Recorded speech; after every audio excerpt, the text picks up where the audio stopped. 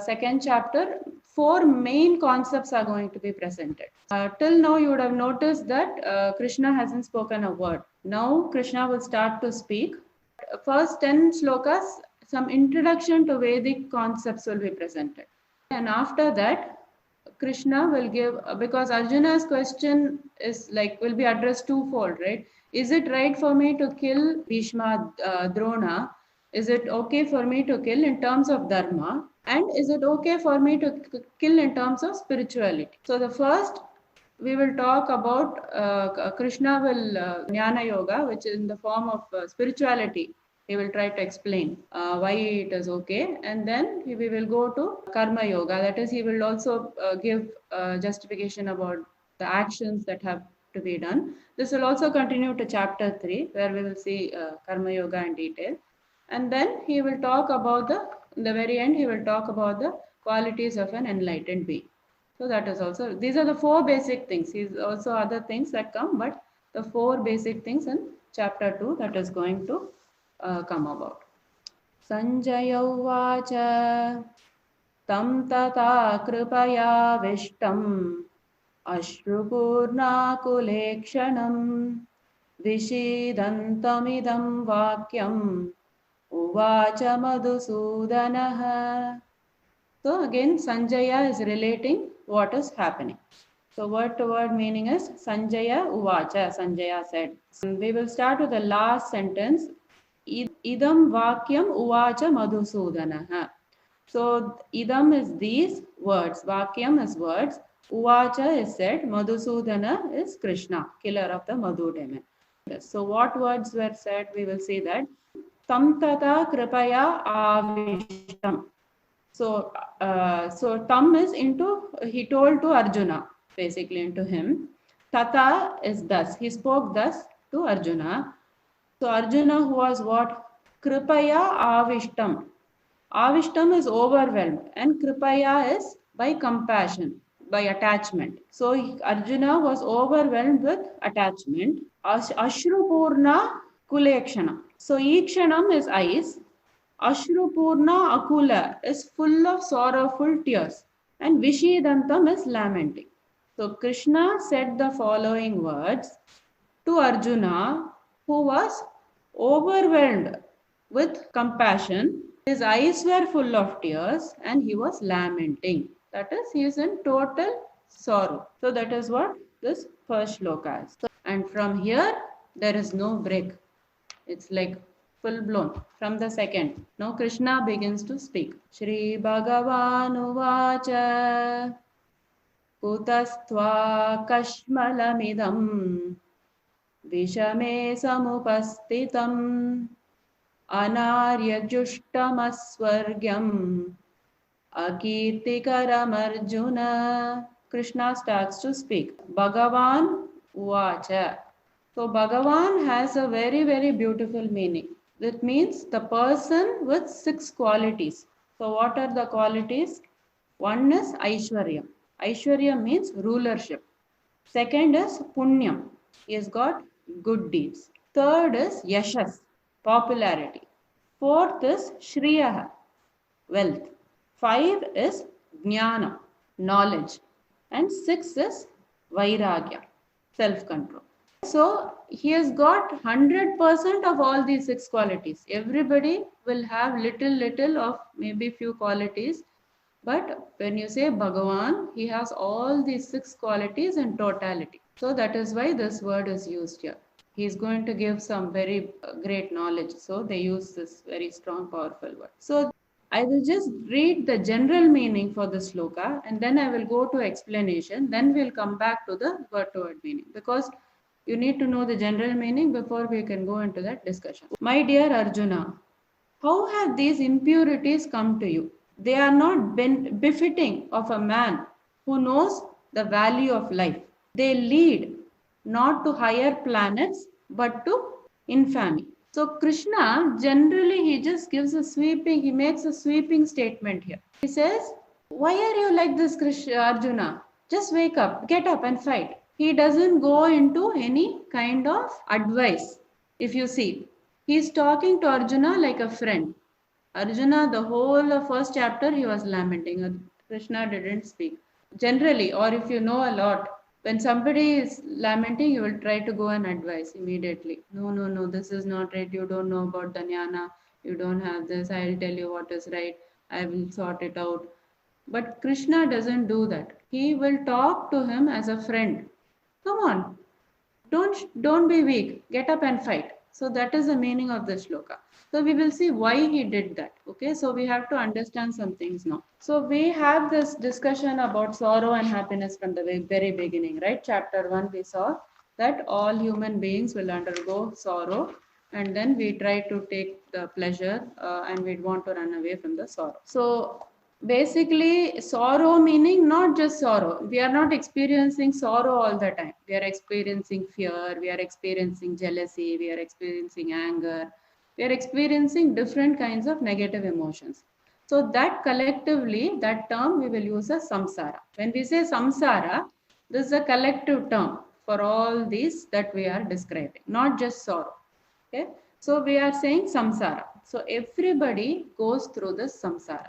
But if you look at the cause of it, if you notice that the samsara is actually constant, but the reason only is changing.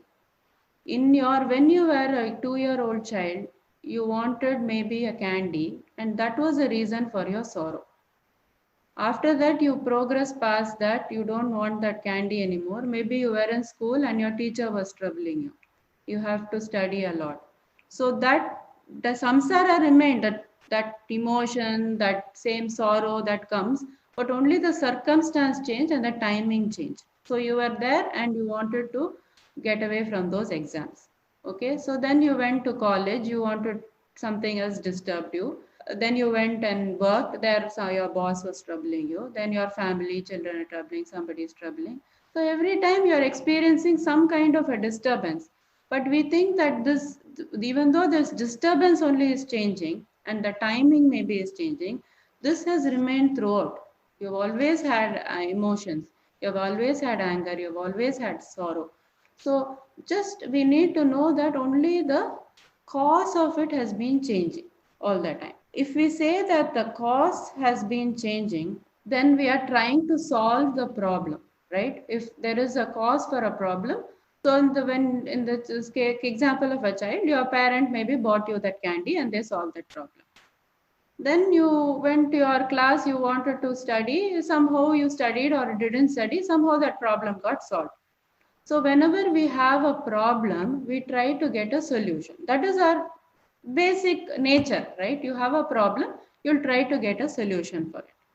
But one thing we don't understand is that the problem itself has 2 layers. One layer, we will call it the topical layer, and one layer, we'll call it the fundamental layer.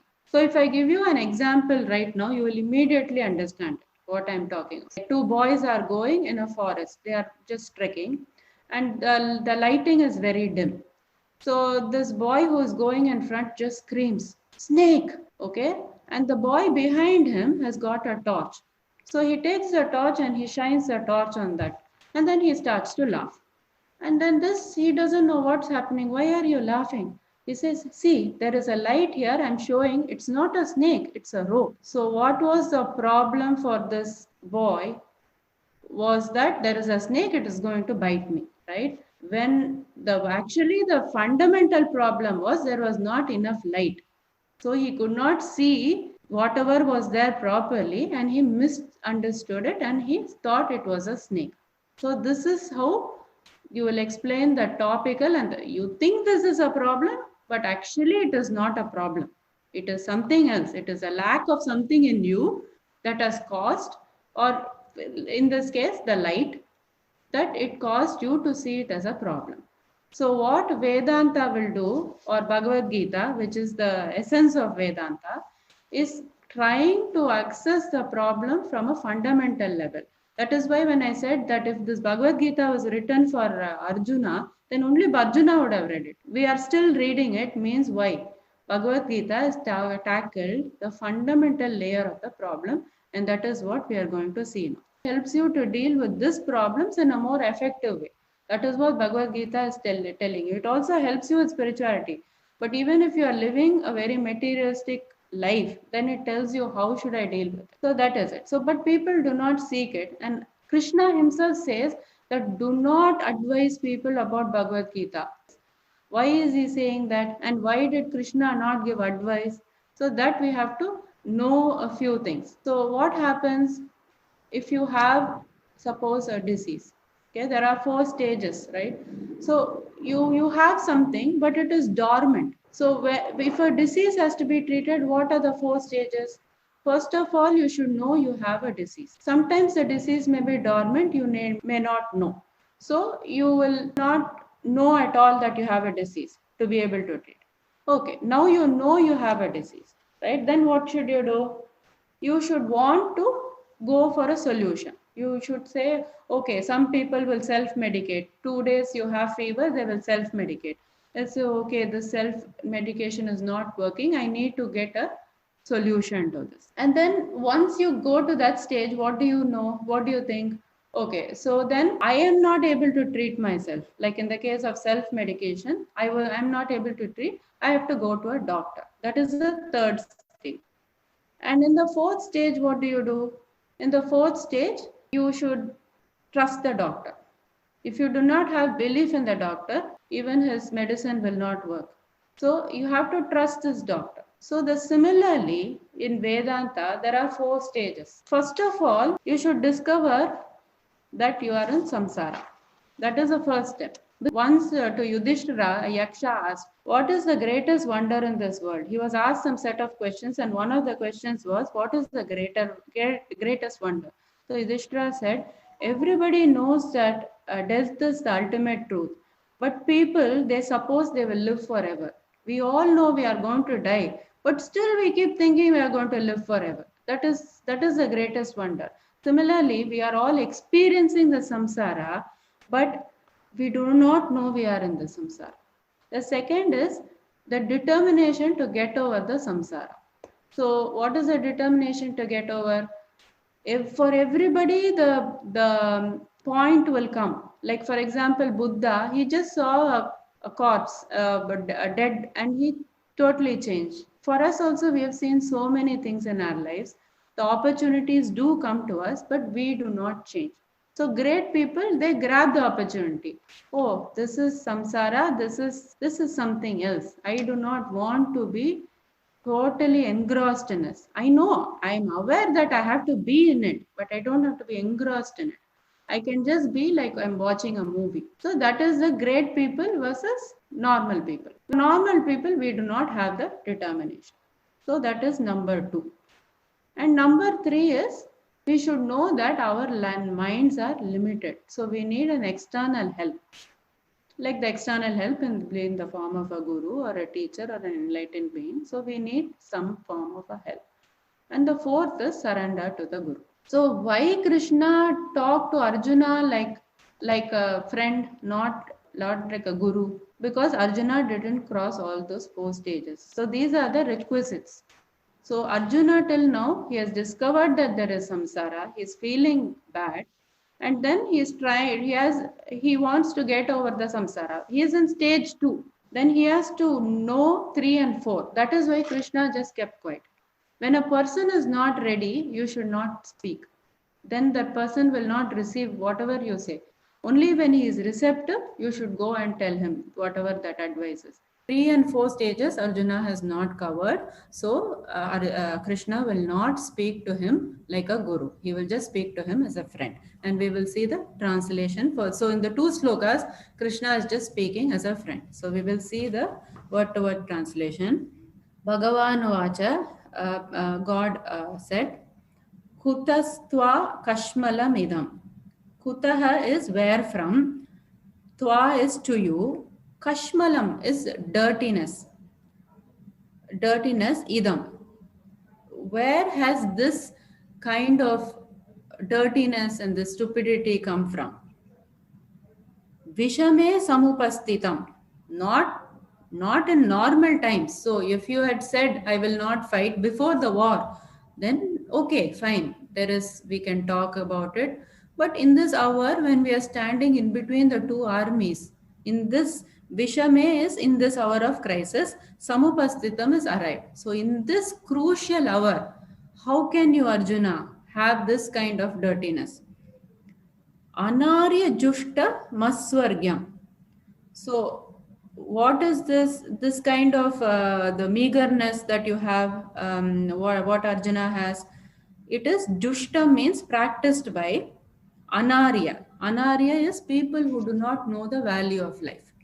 So, it is only practiced by people who don't know the value of life.